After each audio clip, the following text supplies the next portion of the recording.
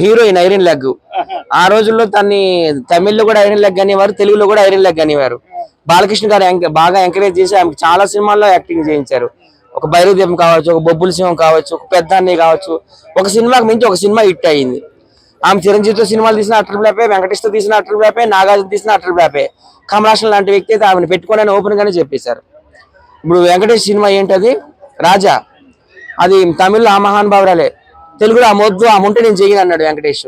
So అలాంటి iron లెగ్గల్ని మనం పైకి తీసుకురాకూడదు. ఎందుకంటే అలాంటి వాళ్ళందరూ తల్లి పాలు తాగి రొమ్ము గుద్దే రకం. ఎవరు, రోజా రెడ్డి.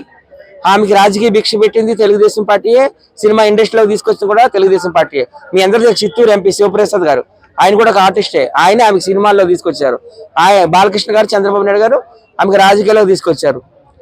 ఆంధ్రప్రదేశ్ మొత్తం ఉమ్మడి ఆంధ్రప్రదేశ్ కామని మహిళా అధ్యక్షురాలు కూడా చేశారు. అలాంటి ఐరన్ లెగ్గలు నేను చూడదలుచుకోలేదు. ఇంకా చాలా సినిమాలు ఉన్నాయి కదా.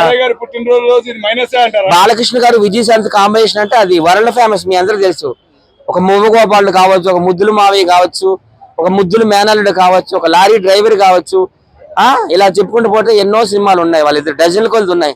వాళ్ళ combination number 1 lady super star Vijayashanti కావచ్చు, సింహం నటసింహం బాలకృష్ణ కావచ్చు. వాళ్ళ సినిమా ఏదైనా రిలీజ్ చేయాలని నేను కోరుకుంటున్నానండి.